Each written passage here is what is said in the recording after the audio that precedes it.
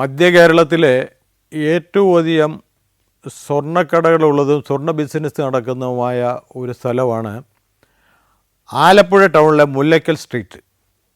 ആലപ്പുഴ ജില്ലയിലെ മുല്ലയ്ക്കൽ സ്ട്രീറ്റ് എന്ന് പറഞ്ഞാൽ രണ്ട് ഭാഗങ്ങൾ നിറയെ സ്വർണ്ണക്കടകളാണ്.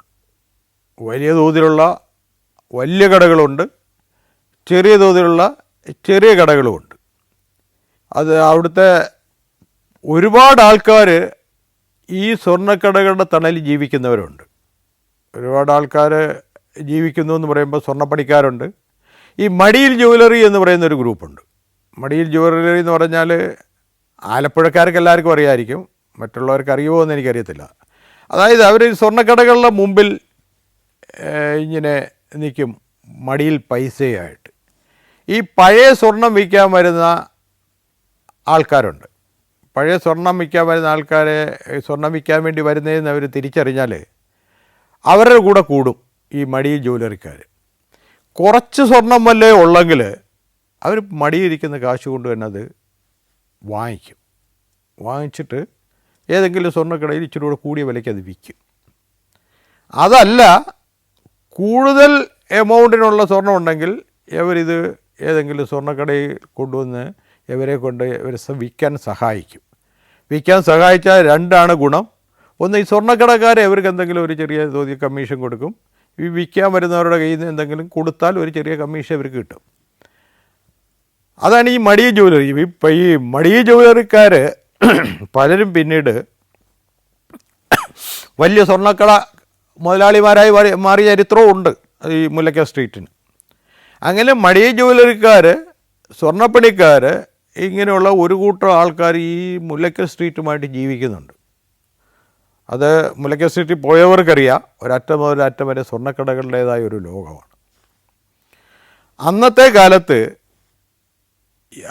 അതായത് ഞാൻ ഈ പറയുന്നത് ഒരു 2000-ത്തിനടുത്തുള്ള കാലഘട്ടമാണ്. അന്നത്തെ കാലത്ത് സെൻട്രൽ ട്രാവൻകൂറിൽ എവിടെ ഒരു കല്യാണം ഉണ്ടെങ്കിലും എല്ലാവരും ആലപ്പുഴ പോയാണ് സ്വർണ്ണം എടുക്കുന്നത്. ഇങ്ങനെയാണെങ്കിലും ഒരു ചെറിയൊരു അരക്ഷിതാവസ്ഥ ഈ മുല്ലയ്ക്കൽ സ്ട്രീറ്റിലുണ്ടായി. അവിടുത്തെ തൊഴിലാളികളും മുതലാളിമാരും തമ്മിലൊരു ചെറിയ തർക്കത്തിന് അന്തരീക്ഷം ഉണ്ടായി. അന്തരീക്ഷം ഉണ്ടായതിൻ്റെ ഒരു കാരണം എന്താണെന്ന് പറഞ്ഞാൽ, സ്വർണം ബോംബെയിൽ നിന്ന് മെഷീൻ കട്ട് സ്വർണം വരും. ബോംബെയിൽ നിന്ന് മെഷീൻ കട്ട് സ്വർണം എന്ന് പറഞ്ഞാൽ ബോംബെയിലെ മാർവാടികളിലാണ് ഇതിൻ്റെ ബിസിനസ്സുകാർ. അവർ ബോംബെയിൽ മെഷീനിൽ സ്വർണ്ണ നൂലുണ്ടാക്കിയത് മെഷീനിൽ സ്വർണ്ണ ആഭരണമാക്കി, അത് സ്വർണ്ണാഭരണമാക്കി അവരുടെ ഏജൻറ്റ് വഴി ഇത് മുല്ലയ്ക്കൽ സ്ട്രീറ്റ് മാത്രമല്ല കേരളത്തിൽ പല സ്ഥലങ്ങളിലും ഈ അക്കൂട്ടത്തിൽ മുല്ലയ്ക്കൽ സ്ട്രീറ്റിലും എത്തിക്കും. ഈ സ്വർണം വാങ്ങിച്ച് അവർ കച്ചവടം ചെയ്താൽ ഈ കച്ചവടം ചെയ്യുന്നവർക്ക് രണ്ട് ഗുണമാണുള്ളത്. ഒന്നിപ്പം സേട്ടുവിൻ്റെ ഏജൻറ്റ് വന്നിട്ട്, അവർ സേട്ടു എന്നാണ് വിളിക്കുന്നത് ഈ മാർവാടിയുടെ ഏജൻറ്റിനെ. സേട്ടു വന്ന് സ്വർണം കൊടുത്താൽ സ്വർണത്തിൻ്റെ പൈസ അന്നേരം കൊടുക്കണമെന്നില്ല. വിറ്റിട്ട് പിന്നെ ഒരു 10 ദിവസം കഴിയുമ്പോൾ വീണ്ടും അയാൾ വരുമ്പോൾ സ്വർണത്തിന് പൈസ കൊടുത്താൽ മതി. അപ്പോഴത്തേക്ക് അവരുടെ ഈ സ്വർണം ചിലപ്പം വിറ്റ് പോയെന്നും ഇരിക്കും. അപ്പോൾ അതിനകത്തൊരു ലാഭം, ഒരു മുതൽ മുടക്കം ഇല്ലാതെ അതിനകത്ത് ഒരു ലാഭം കിട്ടും. ഉടനെ സ്വർണത്തിന് പൈസ കൊടുക്കുകയും വേണ്ട. മാത്രമല്ല, ഈ മെഷീൻ കട്ട് ഗോൾഡ് ആകുമ്പോൾ പണിക്കൂലിയും പണിക്കീഴും ഒക്കെ ഇച്ചിരി കുറയും. അപ്പോൾ ആൾക്കാർക്ക് ഇത് വാങ്ങിക്കാൻ ഇച്ചിരി കൂടെ വില കുറച്ച് കിട്ടുമെന്നുള്ളത് കൊണ്ട് പിന്നെ ഇച്ചിരി കൂടെ കൈകൊണ്ട് പണിയുന്നതിനൊക്കെ ഇച്ചിരി കൂടെ ഫിനിഷിങ് കൂടുതലാണ് ഈ മെഷീൻ കട്ട് സ്വർണ്ണത്തിൽ. അപ്പോൾ ആൾക്കാരും പ്രിഫർ ചെയ്യുന്നുണ്ട്. അതോടൊപ്പം തന്നെ കച്ചവടക്കാർക്ക് ലാഭമായുണ്ട്. ഈ സേട്ടു വന്ന് സ്വർണം കൊടുത്ത് അങ്ങനെ ആ ബിസിനസ് അങ്ങനെ ഫ്ലറിഷ് ചെയ്ത സമയത്താണ് സ്വർണ്ണപ്പണിക്കാരായ പലരുടെയും വീട്ടിൽ ദാരിദ്ര്യമായി തുടങ്ങി. കാര്യം നേരത്തെ ഈ സ്വർണ്ണക്കടകളിലൊക്കെ ഈ സ്വർണ്ണക്കടകളിലെ സ്ഥിരം തൊഴിലാളികളായിരുന്നു സ്വർണ്ണപ്പണിക്കാർ. പലരും സ്വർണ്ണപ്പണിക്കാരെ പതുക്കെ ഒഴിവാക്കി തുടങ്ങിയതിൻ്റെ കാരണം 1-2 കാരണങ്ങളുണ്ടോ. ഒന്ന്, ജനങ്ങൾ പ്രിഫർ ചെയ്യുന്നത് മെഷീൻ കട്ട് ഗോൾഡായതുകൊണ്ട് കൈകൊണ്ട് പണിയുന്ന ആഭരണങ്ങൾക്ക് ഒരു ഇച്ചിരി ഡിം വന്നതുകൊണ്ട് ഒരു കാരണം. രണ്ടാമത്തെ കാരണം, ഈ സ്വർണ്ണപ്പണിക്കാർക്ക് എന്ന് പറയുന്ന ഇവർക്കൊരു ബാധ്യതയായി വരും പലപ്പോഴും. കാര്യം അവരെ സ്ഥിരമായിട്ട് മെയിൻറ്റെയിൻ ചെയ്തുകൊണ്ട് പോകണം. മൂന്നാമത്തെ കാര്യം, ഇവർ പലരും ഈ സ്വർണ്ണപ്പണിക്കാരാകുമ്പോൾ ശരിക്കും പറഞ്ഞാൽ ഈ ചെയ്യുന്ന പണിക്കനുസരിച്ച് കൂലി കിട്ടുന്നവരാണ്. അപ്പോൾ എപ്പോഴും ഒന്നും കൈ പൈസ കാണില്ല. ചിലപ്പോൾ വീട്ടിൽ ഭാര്യയ്ക്കോ കുഞ്ഞുങ്ങൾക്കൊക്കെ അസുഖം വരുമ്പോൾ മുതലാളിയോട് പോയിട്ട് അഡ്വാൻസ് പൈസ വാങ്ങിക്കും. ഈ അഡ്വാൻസ് പൈസ വാങ്ങിച്ചാലും ചിലപ്പം ഈ അതാത് മാസം വരുമ്പോൾ ഇത് ഈ കൊടുത്ത പൈസയ്ക്ക് പണി ചെയ്യാൻ പറ്റത്തില്ല, പണി ചെയ്ത് തീർന്നു കാണില്ല. അങ്ങനെയൊക്കെയുള്ള ഒരു ബാധ്യത പോലെയായി തൊഴിലാളികൾ ഈ സ്വർണ്ണക്കട മുതലാളിമാർക്ക്. അപ്പോൾ അതുകൊണ്ട് ഈ സ്വർണ്ണക്കട മുതലാളിമാർക്ക് ഈ തൊഴിലാളികളെ ഒന്ന് ഒഴിവാക്കി എങ്ങനെയെങ്കിലുമൊക്കെ കുറച്ചാൽ കൊള്ളാമെന്ന് ഒഴിവാക്കിയാൽ കൊള്ളാമെന്നൊക്കെ ഉണ്ട്. അപ്പോൾ അവർ പരമാവധി മെഷീൻ കട്ട് ഗോൾഡിൽ പ്രിഫർ ചെയ്യുകയും ഈ തൊഴിലാളികളെ ഒഴിവാക്കി കളയുന്നതുമായ ഒരു രീതിയിലേക്ക് ഈ സ്വർണ്ണക്കട മുതലാളിമാർ മാറിയപ്പോൾ വീട്ടിൽ പട്ടിണിയും ദുരിതമൊക്കെ ആയിക്കഴിഞ്ഞാൽ സ്വർണ്ണപ്പണി തൊഴിലാളികളെല്ലാം കൂടെ സംഘടിച്ചു. അവർ all Kerala gold and silver workers union എന്ന് എന്തോ പറഞ്ഞിട്ടൊരു സംഘടന ഉണ്ടാക്കി.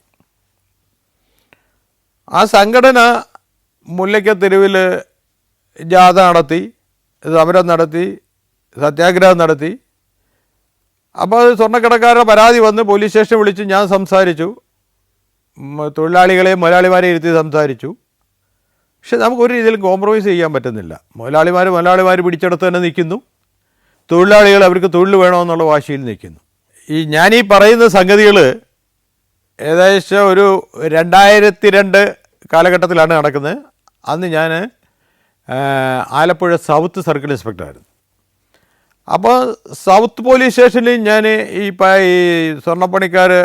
സ്വർണ്ണക്കടക്കാർ തന്ന പരാതിയുടെ അടിസ്ഥാനത്തിൽ ഞാൻ ഈ പണിക്കാരെയും സ്വർണ്ണക്കട മുതലാളിമാരെയും വിളിച്ചിരുത്തി പോലീസ് സ്റ്റേഷൻ ഇരുത്തി, ആലപ്പുഴ സൗത്ത് പോലീസ് സ്റ്റേഷൻ വിളിച്ചിരുത്തി സംസാരിച്ചപ്പോൾ ഇവരെ തമ്മിൽ ഒരു ഒത്തീർപ്പിലെത്തിക്കാൻ ഒരു രീതിയിലും കഴിയുന്നില്ല. കാരണം സ്വർണ്ണക്കടക്കാരെ അവർക്ക് തൊഴിൽ കൊടുക്കില്ല എന്നൊരു രീതിയിൽ നിൽക്കുകയാണ്. സ്വർണ്ണപ്പണിക്കാർക്ക് ഇതല്ലാതെ വേറെ പണിയൊന്നും അറിയത്തില്ല, അവർക്ക് ഇത് കിട്ടിയേ പറ്റൂ, അല്ലെങ്കിൽ ജീവിക്കാൻ നിർവാഹമില്ല. കാര്യം അവരെ സംബന്ധിച്ചിടത്ത് അവർ പറയുന്നത് ശരിയാണ്. കാര്യം അവർക്ക് ഇതല്ല വേറെ തൊഴിലറിയാത്തടത്തോളം വീട് പട്ടിണിയായിരിക്കുന്നുള്ളൂ, അവർക്ക് വേറെ ഇനി ഒന്നും നോക്കാനില്ല. അപ്പോൾ അവർക്കിത് എങ്ങനെയും നിലനിൽക്കണമെങ്കിൽ ഈ തൊഴിൽ കിട്ടിയേ പറ്റൂ. ആ ഒരു തർക്കം കോംപ്രമൈസ് ചെയ്യാൻ പറ്റാത്തതുകൊണ്ട് ശരി എന്താണെന്ന് വെച്ചാൽ നിയമപരമായ നടപടി നിങ്ങൾ എന്താണെന്ന് വെച്ചാൽ നോക്ക് എന്ന് പറഞ്ഞിട്ട് കോടതിയിലെ വല്ലതും പോകാൻ നിർദ്ദേശിച്ച് ഞാൻ പറഞ്ഞയച്ചു. അങ്ങനെ ഇരിക്കുകയാണ് അവർ ഓരോ കടകളുടെ മുമ്പിൽ സത്യാഗ്രഹം തുടങ്ങി. അവർ മീറ്റിങ്ങുകളും ജാഥകളുമൊക്കെയായി. ഈ ജാഥകൾ നടത്തിയപ്പോഴും മീറ്റിംഗ് നടത്തിയപ്പോഴൊക്കെ അവർ ചീത്ത പറയുന്ന മുഴുവനും പോലീസിനെയാണ്. സ്വർണ്ണക്കടക്കാരെ പറയുന്നതിനൊപ്പം തന്നെ പോലീസിനെയായി, പോലീസിന് നേരെ കല്ലെറിഞ്ഞു. അവസാനം അവിടെ ലാത്തി പ്രയോഗം വേണ്ടി വന്നു. അങ്ങനെയൊക്കെ ഒരുമാതിരി ഒരു അരക്ഷിതാവസ്ഥ ഈ മുല്ലയ്ക്കൽ സ്ട്രീറ്റ് നിലവിലിക്കുകയാണ് ആ കാലഘട്ടത്തിൽ. മുതലാളിമാർക്ക് അവരുടേതായ പ്രശ്നം, തൊഴിലാളികൾക്ക് അവരുടേതായ പ്രശ്നം. പോലീസ് മിക്ക ദിവസവും മുല്ലയ്ക്കൽ സ്ട്രീറ്റിൽ പെട്രോളിങ്ങും പിക്കറ്റും ഒക്കെ ആയിട്ട് പോലീസിനും കഴിയേണ്ടി വന്നത് 2-3 കൂട്ടർക്കും ബുദ്ധിമുട്ടിൻ്റേതായ ഒരു കാലഘട്ടത്തിലൂടെ കടന്നു പോകുമ്പോൾ സ്വർണ്ണക്കടക്കാർക്ക് അവരുടെ ബിസിനസ് നടത്താതിരിക്കാൻ പറ്റത്തില്ല. ആ ബിസിനസ് നടന്നേ പറ്റൂ. അപ്പോൾ അതിനുവേണ്ടി അവരൊരു മാർഗം കണ്ടുപിടിച്ചത് ഈ സേട്ടു ബോംബെയിൽ നിന്ന് സ്വർണ്ണമായിട്ട് വരും. സേട്ടു സ്വർണ്ണമായിട്ട് വന്നു കഴിഞ്ഞാൽ ഇവർ മുല്ലയ്ക്കൽ സ്ട്രീറ്റിലേക്ക് വരുന്നില്ല. മുല്ലയ്ക്കൽ സ്ട്രീറ്റിലേക്ക് വരാതിരിക്കാൻ കാരണം ഈ സേട്ടുവിനെ വിളിച്ച് ഈ സ്വർണ്ണപ്പണിക്കാർ ഭീഷണിപ്പെടുത്തി, ഇനി മുല്ലയ്ക്കൽ തെരുവിൽ നിങ്ങൾ സ്വർണ്ണമായിട്ട് കയറിയാൽ ഈ സ്വർണവും നിങ്ങൾ കൊണ്ടുപോവില്ല, നിങ്ങളുടെ ജീവനോട് പോവില്ല എന്ന് ഭീഷണിപ്പെടുത്തി. അപ്പോൾ അതുകൊണ്ട് സേട്ടുവിന് മുല്ലയ്ക്കൽ സ്ട്രീറ്റിലേക്ക് കയറാൻ ഭയമാണ്. അപ്പോൾ സേട്ടുവിന് മുല്ലയ്ക്കൽ സ്ട്രീറ്റിൽ കയറാൻ ഭയമായിരിക്കുന്ന സമയത്ത് ബിസിനസ് നടക്കണമെങ്കിൽ പിന്നെ മറ്റേതെങ്കിലും മാർഗം കണ്ടുപിടിക്കണമെന്നുള്ളതുകൊണ്ട് സ്വർണ്ണക്കടക്കാരെല്ലാം കൂടെ ഒരു തീരുമാനമെടുത്തു. സേട്ടു പഴയതുപോലെ തന്നെ വരുന്ന പോലെ വന്നോട്ടെ, ബിസിനസ് നടക്കണമെങ്കിൽ സേട്ടുവിൻ്റെ സ്വർണം വേണം. സേട്ടു സ്വർണ്ണമായിട്ട് വന്നു കഴിഞ്ഞാൽ മുല്ലയ്ക്കൽ സ്ട്രീറ്റിൽ വരികയേ വേണ്ട. ഏതെങ്കിലും ഒരു മുതലാളിയുടെ വീട്ടിൽ വരിക. ബാക്കിയുള്ളവർ ആരാണെന്ന് വെച്ചാൽ സേട്ടുവിനെ വന്ന വിവരം അവരെ അറിയിക്കും. അവർ ഈ സ്വർണ്ണക്കടക്കാരൻ്റെ ആരുടെയാന്ന് വീട്ടിലുള്ള സേട്ടു വന്നതെന്ന് വെച്ചാൽ അവിടെ ചെല്ലുക, ആവശ്യത്തിനുള്ള സ്വർണ്ണം എടുക്കുക, സ്വർണ്ണമായിട്ട് മടങ്ങിപ്പോവുക. അതുപോലെ തന്നെ 10 ദിവസം കഴിഞ്ഞ് സേട്ടു വരുമ്പോൾ ആ പൈസ അവിടെ എത്തിച്ചാൽ മതി. സേട്ടു ആ പൈസയെ കളക്ട് ചെയ്തുകൊണ്ട് പോകും. അടുത്ത ഇഷ്യൂ സ്വർണ്ണം എന്തുവാണെന്ന് വെച്ചാൽ കൊടുക്കും. ഇതെല്ലാം ഏതെങ്കിലും ഒരു വീട് കേന്ദ്രീകരിച്ചായി കളയാം എന്നൊരു തീരുമാനം അവരെടുത്തു. അപ്പോൾ അതനുസരിച്ച് സേട്ടു അത് ഈ സ്വർണ്ണപ്പണിക്കാരറിയുന്നില്ല. സേട്ടു പിന്നെ 3-4 പ്രാവശ്യം വീണ്ടും വന്നു. ഏതോ സ്വർണ്ണക്കട മുതലാളിയുടെ വീട്ടിലിരുന്നത് കച്ചവടം നടന്ന് അങ്ങനെ ബിസിനസ് പഴയതുപോലെ തന്നെ വീണ്ടും പോവുകയാണ്. പക്ഷെ അത് സ്വർണ്ണക്കട പണിക്കാരറിയുന്നില്ല. അവർ പിന്നീട് അത് അറിയുകയും ചെയ്തു, ആദ്യം അറിഞ്ഞില്ലെങ്കിലും. അപ്പോൾ അങ്ങനെ ഒരു പ്രാവശ്യം സേട്ടു സ്വർണ്ണമായിട്ട് വന്നാൽ മടങ്ങിപ്പോകുന്നതൊക്കെ എല്ലാവരും നോട്ട് ചെയ്യത്തക്ക രീതിയിൽ കാറിലൊന്നും പോവില്ല. വളരെ രഹസ്യമായിട്ട്, കാര്യം അപകടകരമായ രീതിയിലൂടെയാണ് സ്വർണ്ണക്കച്ചവടം പോകുന്നത് ആ സമയത്ത്. അതുകൊണ്ട് തന്നെ വളരെ രഹസ്യമായിട്ട് വേണം ഇയാൾക്ക് പോകാൻ. അപ്പോൾ അതിന് ചെയ്തൊരു മാർഗ്ഗം എന്താണെന്ന് വെച്ചാൽ, ഈ സ്വർണ്ണക്കടക്കാരൻ്റെ വീട്ടിൽ വന്ന് അയാളും സ്വർണ്ണം വാങ്ങിച്ചു, ബാക്കിയുള്ള സ്വർണ്ണക്കടക്കാരും ഒക്കെ വാങ്ങിച്ചു കഴിയുമ്പോൾ സ്വർണ്ണക്കടക്കാരൻ്റെ ഒരു വിശ്വസ്തനായ ഒരാളുണ്ട്. അയാളുടെ കടയിൽ അയാളുടെ കൂടെ പണ്ട് പോലെ 10-20 വർഷമായിട്ട് നിൽക്കുന്ന ഒരാളുണ്ട്. അയാളുടെ കൂടെ സ്കൂട്ടറിൽ സേട്ടുവിനെ പറഞ്ഞ് ബസ് സ്റ്റാൻഡിലേക്ക് വിടുക. അങ്ങനെ തീരുമാനത്തിൽ ഒരു ദിവസത്തെ കച്ചവടം എല്ലാം കഴിഞ്ഞ് സേട്ടു പൈസയൊക്കെ കളക്ട് ചെയ്ത് കൊടുക്കാനുള്ളൊരു സ്വർണ്ണമൊക്കെ കൊടുത്ത്, ബാക്കി സ്വർണ്ണവും കളക്ട് ചെയ്ത പൈസയും, ചിലപ്പം ബാക്കിയുള്ള സ്ഥലത്തെ കളക്ട് ചെയ്ത പൈസയും ഇവിടെ കൂട്ടത്തിൽ കാണാം, ബാക്കിയുള്ള ഏതെങ്കിലും ടൗണിൽ കളക്ട് ചെയ്ത പൈസയും ഉണ്ടാവാം. ഇതെല്ലാമായിട്ട് വന്നിട്ട് ഇയാളെ ഈ വിശ്വസ്തനായ ഇയാളുടെ ഈ കടയിൽ ജോലി ചെയ്യുന്ന ആളിൻ്റെ ഒപ്പം സേട്ടുവിനെ സ്കൂട്ടറിൽ കയറ്റി അയച്ചു. സേട്ടു ഈ കടക്കാരൻ്റെ വീട്ടിൽ നിന്ന് ബസ് സ്റ്റാൻഡിലേക്ക് സ്കൂട്ടറിൽ പോകുമ്പോൾ അവിടെ ശവക്കോട്ടപ്പാലത്തിനും ബസ് സ്റ്റാൻഡിനും ഇടയ്ക്ക് വഴിച്ചേരി പാലം എന്ന് പറയുന്നൊരു പാലമുണ്ട്. വഴിച്ചേരിയിലെത്തിയപ്പോൾ പെട്ടെന്ന് എതിരെ സ്കൂട്ടറിൽ വന്ന 2 പേര് ഈ സേട്ടുവിൻ്റെയും സ്കൂട്ടർ ഓടിച്ചിരുന്നവരുടെയും കണ്ണിലേക്ക് മുളക് പൊടി എറിഞ്ഞിട്ട് അടിച്ച് താഴെ ഇട്ടിട്ട് ഈ സേട്ടുവിൻ്റെ ബാഗ് എടുത്തുകൊണ്ട് അവർ വന്ന സ്കൂട്ടർ തന്നെ ഓടിച്ചുപോയി. Saudi Arabia, United Arab Emirates, Kuwait. സഞ്ചാരം വോള്യം നമ്പർ 20. ഫുൾ HD-യിലുള്ള അപൂർവ ദൃശ്യയാത്രാ വിവരണ ശേഖരം ഉടൻ സ്വന്തമാക്കാൻ സഞ്ചാരം എന്ന് SMS ചെയ്യൂ. ഫോൺ 9995444222. സ്വർണ്ണപ്പണിക്കാരായിരിക്കണം ഈ പണി ചെയ്തതെന്നൊരു സംശയമാണ് എല്ലാവർക്കും പോയത്. ഒരു പോലീസ് ഉദ്യോഗസ്ഥ എന്ന നിലയിൽ ഞാനും ആദ്യം അതൊന്ന് സംശയിച്ചു. പക്ഷേ എനിക്കതിനകത്ത് 1-2 അപരിചിതത്വം തോന്നിയത്, ഈ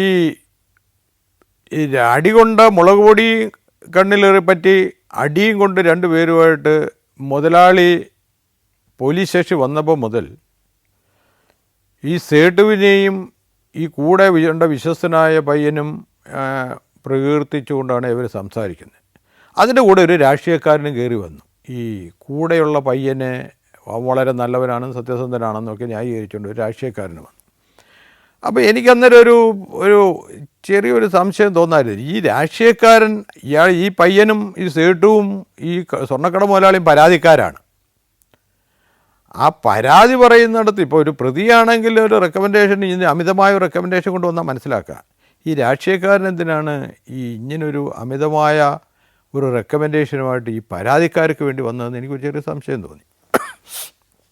ഞാൻ കാര്യങ്ങൾ ചോദിച്ച് മനസ്സിലാക്കിയതിന് ശേഷം ഞാൻ അവരെ അവിടെ ഇരുത്തി, പോലീസ് സ്റ്റേഷനിൽ തന്നെ ഇരുത്തി.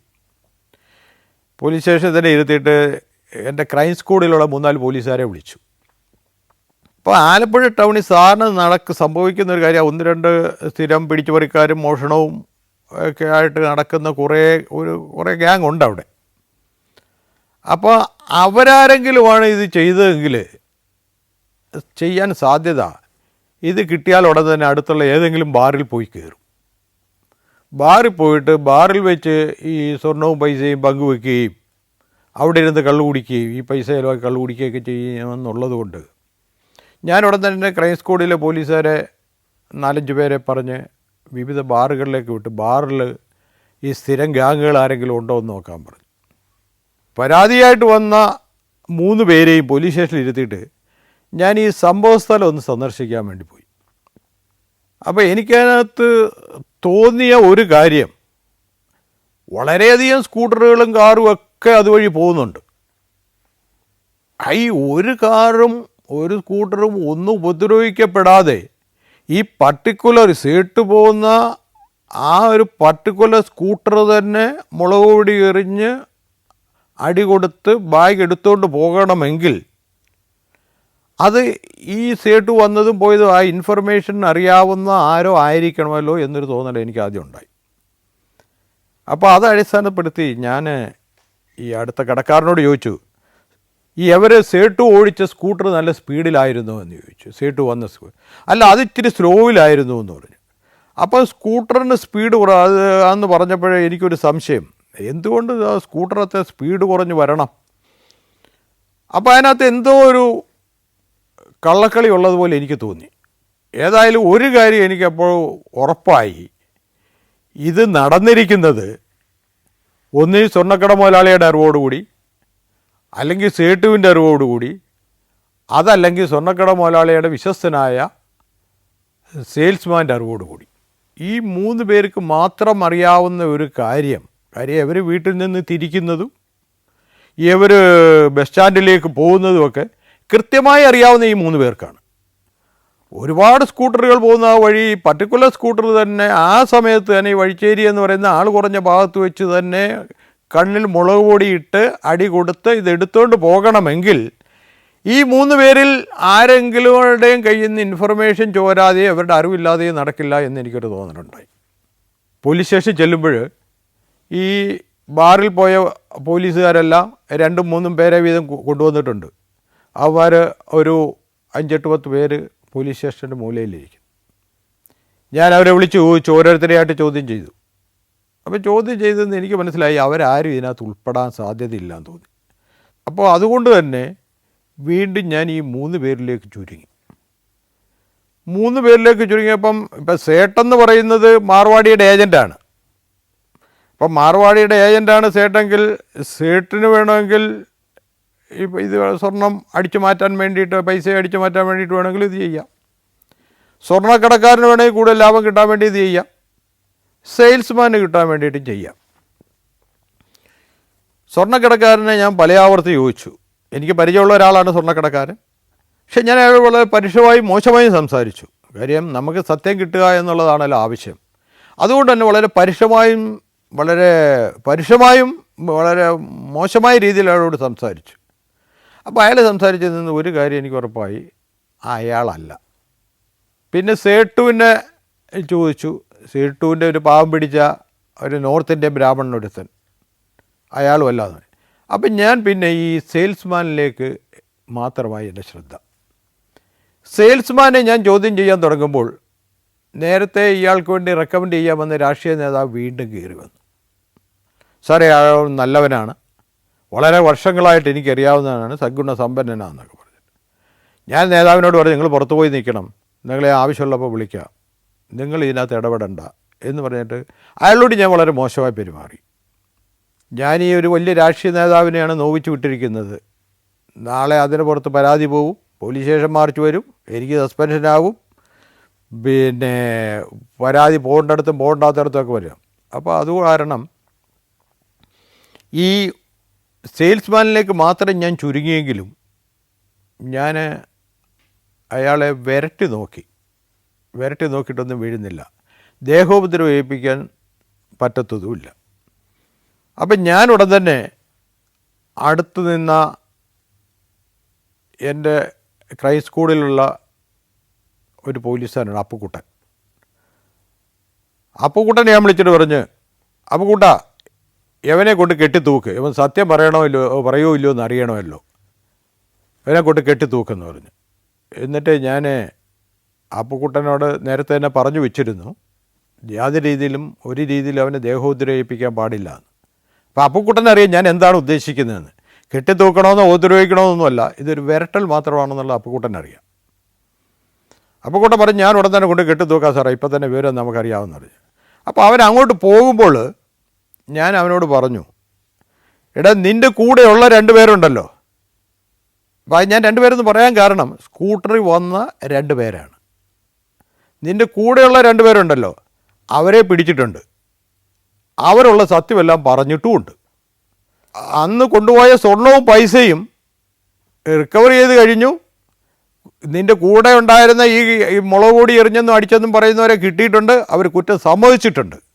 അതുകൊണ്ട് നീ ഇനി കുറ്റം സമ്മതിക്കുന്നതാണ് നല്ലത്. പിന്നെ അതല്ലെങ്കിൽ നീ വരുന്ന എന്താണെന്ന് വെച്ചാൽ അനുഭവിച്ചു എന്ന് പറഞ്ഞിട്ടാണ് അപ്പുക്കുട്ടനോട് പറഞ്ഞാൽ കൊണ്ടുപോയി കെട്ടിത്തൂക്ക അപ്പുക്കുട്ടാന്ന് പറഞ്ഞു.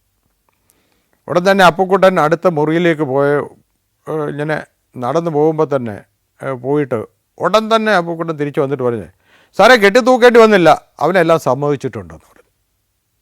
ഞാൻ ചോദിച്ചു, നിന്നോട് ഇത് തന്നെയല്ലേ നേരത്തെ ഞാൻ പറഞ്ഞത്, കൂടെയുള്ളവർ കുറ്റം സമ്മതിച്ചു, നീ എന്തുകൊണ്ട് സമ്മതിക്കുന്നില്ല, ഇത് തന്നെയല്ലേ എന്ന് പറഞ്ഞു. ഉടൻ തന്നെ അവൻ തിരിച്ചു വന്നിട്ട് പറഞ്ഞു, സാറേ എല്ലാം ഞാൻ തുറന്നു പറയാമെന്ന് പറഞ്ഞു. എല്ലാം തുറന്നു പറയാമെന്ന് പറഞ്ഞിട്ട് അവൻ ആ സംഭവം പറഞ്ഞു.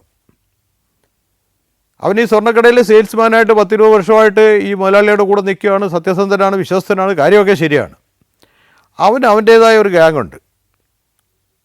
അവർ ആലപ്പുഴ ബീച്ചിൽ ഈ ഞായറാഴ്ച കട ഒഴിവുള്ള ദിവസങ്ങളിൽ ആലപ്പുഴ ബീച്ച് അവർ ഒത്തുകൂടിയപ്പോൾ അവരുടെ ഇടയിൽ ഈ മാർവാടി വരുന്നതും സ്വർണ്ണപ്പണിക്കാരുടെ സമരവും മാർവാടി വരുന്നതും സ്വർണം വിൽക്കുന്ന കാര്യവും കാശ് കൊണ്ടുപോകുന്ന കാര്യവും എല്ലാം ഇവർ ചർച്ചയാവുകയും യവൻ വിശ്വസ്തനായതുകൊണ്ട് യവനാണ് ഈ മാർവാടിയെ കൊണ്ട് ബസ് സ്റ്റാൻഡിൽ കൊണ്ട് വിടുന്നതെന്നൊക്കെ പറയുകയും ചെയ്തു. അങ്ങനെ ബീച്ചിലിരുന്ന് ഇവർ 3 പേരൂടെ ഓർഗനൈസ് ചെയ്ത ആണ് ഈ റോബറി എന്ന് പറയുന്നത്. അപ്പോൾ അതിനകത്ത് ഓർഗനൈസ് ചെയ്യുമ്പോൾ അവൻ പ്രത്യേകം പറഞ്ഞൊരു കാര്യമുണ്ട്, എൻ്റെ കണ്ണിലും മുളക് പൊടി വീഴണം, എനിക്കും അടി തരണം, യാതൊരു കാരണവശാലും ഞാൻ ഇതിനകത്ത് ഇൻവോൾവാണെന്ന് തോന്നാത്ത രീതിയിലേ നിങ്ങൾ പെരുമാറാവൂ എന്ന് പറഞ്ഞു. അപ്പോൾ അതിൻ്റെ അടിസ്ഥാനത്തിൽ ഇവൻ്റെ 2 കൂട്ടുകാർ ഹെൽമെറ്റും ഒക്കെ ധരിച്ച് ആളിനെ തിരിച്ചറിയാൻ വയ്യാത്ത രീതി, അന്ന് ഹെൽമെറ്റ് ഒന്നും അങ്ങനെ കമ്പൽസറി ആക്കിയിരുന്നൊരു കാലമല്ല, എന്നിട്ടും 2 പേര് ഹെൽമെറ്റും ഒക്കെ ധരിച്ച് ആളിനെ തിരിച്ചറിയാത്ത രീതിയിൽ സ്കൂട്ടറിൻ്റെ ഒരു ഫാൾസ് നമ്പറും ഒക്കെ വെച്ച് 2 പേരൂടെ വരികയായിരുന്നു. അപ്പോൾ അവർ ഈ മാർവാടിയും സ്വർണ്ണക്കടക്കാരൻ്റെ അസിസ്റ്റൻറ്റും വീട്ടിൽ നിന്ന് തിരിക്കുമ്പോൾ ഇൻഫർമേഷൻ കൊടുക്കാമെന്ന് പറഞ്ഞാണ്. അതനുസരിച്ച് അയാൾ ഇൻഫർമേഷൻ കൊടുത്തു. അവൻ കുറ്റം സമ്മതിച്ചു കഴിഞ്ഞു. അപ്പോൾ അവൻ്റെ ധാരണ കൂടെയുള്ള 2 പ്രതികളും പോലീസ് കസ്റ്റഡി ആയെന്നും സ്വർണ്ണ റിക്കവറി ആയെന്നും ഒക്കെയാണ്. അവൻ കുറ്റം സമ്മതിച്ചു കഴിഞ്ഞപ്പോൾ പിന്നെ അവനോട് തന്നെ ചോദിച്ചു, നിൻ്റെ കൂടെയുള്ള പ്രതികൾ ആരൊക്കെയാണെന്ന് ചോദിച്ചു. അപ്പോൾ പിന്നെ അവന് പറയാതിരിക്കാൻ നിർവാഹമില്ല. അവൻ 2 പേരുടെയും പേര് പറഞ്ഞു. അവരെവിടെയുണ്ടെന്ന് ചോദിച്ചു. പറഞ്ഞ അറിയത്തില്ല. ഞാൻ പറഞ്ഞു ഫോൺ ചെയ്യാൻ പറഞ്ഞു. അവനുടൻ തന്നെ അതിൽ ഒരാൾക്ക് ഫോൺ ചെയ്തു. അപ്പോൾ അവന് ഫോൺ ചെയ്തതിന് മുമ്പ് ഞാൻ പറഞ്ഞു പഠിപ്പിച്ചു കൊടുത്തു, ഇങ്ങനെ സൗത്ത് പോലീസ് സ്റ്റേഷൻ്റെ മുന്നിൽ റോഡിൽ നിൽപ്പുണ്ട് ഞാൻ, നീ എത്രയും വേഗം ഇവിടെ വരണം, നമുക്ക് നമ്മൾ ചെയ്ത ഓപ്പറേഷൻ്റെ വേറെ ചില തീരുമാനങ്ങളുണ്ട്, പോലീസ് ഏതായാലും നമ്മളെ ആരെയും സംശയിച്ചിട്ടില്ല, അതുകൊണ്ട് രക്ഷപ്പെട്ടിരിക്കുകയാണ്, പക്ഷേ നമുക്ക് വേറെ ചില തീരുമാനങ്ങൾ എടുക്കാനുണ്ട്, എനിക്കിപ്പോൾ ഇവിടുന്ന് വരാൻ പറ്റില്ല, കാര്യം ഞാൻ പോലീസ് സ്റ്റേഷൻ്റെ മുമ്പിൽ പരാതിയായിട്ട് നിൽക്കുകയല്ലേ, എനിക്കിപ്പം പോലീസ് സ്റ്റേഷൻ മുമ്പിൽ നിന്ന് വരാൻ കഴിയത്തില്ല, അതുകൊണ്ട് നീ എത്രയും പെട്ടെന്ന് ഇവിടെ വരണം, നമുക്ക് അതിനെക്കുറിച്ച് ചില കാര്യങ്ങൾ സംസാരിക്കാനുണ്ട് എന്ന് പറഞ്ഞു. അപ്പോൾ അതനുസരിച്ച് ഒരു 5-10 മിനിറ്റിനകം തന്നെ സ്കൂട്ടറിൽ ഈ പറയുന്ന പ്രതി, അതായത് മുളക് പൊടി എറിഞ്ഞു എന്ന് അടി കൊടുത്തു എന്ന് പറയുന്ന പ്രതി ഒരു പ്രതി സ്കൂട്ടറിൽ ഉടൻ തന്നെ അവിടെ വന്നു. ഉടൻ തന്നെ അയാളെ അവിടുന്ന് അറസ്റ്റ് ചെയ്തു. ഇനി രണ്ടാമത്തെ പ്രതിക്ക് വേണ്ടി ചോദിച്ചപ്പോൾ അയാൾ കിട്ടിയതിൽ ഒരു നല്ലൊരു തുകയായിട്ട്, അയാളുടെ വീട് പെരിന്തൽമണ്ണയാണ്, പെരിന്തൽമണ്ണയ്ക്ക് പോയിരിക്കുകയാണെന്ന് പറഞ്ഞു. കുറച്ച് പൈസയും എടുത്തുകൊണ്ട് അതിനകത്ത്. അപ്പോൾ ഇയാളെ ചോദ്യം ചെയ്തതിൽ നിന്നും മനസ്സിലായ ഒരു കാര്യം, ഈ കിട്ടിയ പണവും സ്വർണവും ആ ബാഗ് ഉൾപ്പെടെ വെള്ളക്കിണർ എന്ന് പറയുന്ന സ്ഥലത്ത് ഒരു തടിമില്ലുണ്ട്, തടിമില്ല് അറക്കപ്പൊടി കൂട്ടിയിട്ടിരിക്കുന്ന സ്ഥലമുണ്ട്, അറക്കപ്പൊടിക്കകത്ത് പൂഴ്ത്തി വെച്ചിട്ടുണ്ടെന്ന് പറഞ്ഞു. അവരെയും കൊണ്ട് പോയി ഈ തടിമില്ലിലെ അറക്കപ്പൊടിയിൽ നിന്ന് കംപ്ലീറ്റ് പൈസ, അതിനകത്ത് കുറച്ച് പൈസ ഈ പെരിന്തൽമണ്ണ പോയ ആ പ്രതി മാത്രം കുറച്ച് പൈസയായിട്ട് പോയിട്ടുണ്ട്, സ്വർണ്ണമൊന്നും പോയിട്ടില്ല. ബാക്കിയുള്ള കംപ്ലീറ്റ് സ്വർണവും പൈസയും തടിമില്ലിലെ അറക്കപ്പൊടിയിൽ നിന്ന് റിക്കവർ ചെയ്തു. ഉടൻ തന്നെ 2 പോലീസുകാരെ പെരിന്തൽമണ്ണയ്ക്ക് അയച്ചു. പക്ഷേ പെരിന്തൽമണ്ണയ്ക്ക് പോയെങ്കിലും ഇൻഫർമേഷൻ ചോർന്നതുകൊണ്ടാവാം ഏതായാലും പെരിന്തൽമണ്ണയിൽ നിന്ന് ആ പ്രതിയെ കിട്ടിയില്ല. അയാളെ പിന്നീട് ഒരിക്കൽ അയാളെ അറസ്റ്റ് ചെയ്യുകയായിരുന്നു.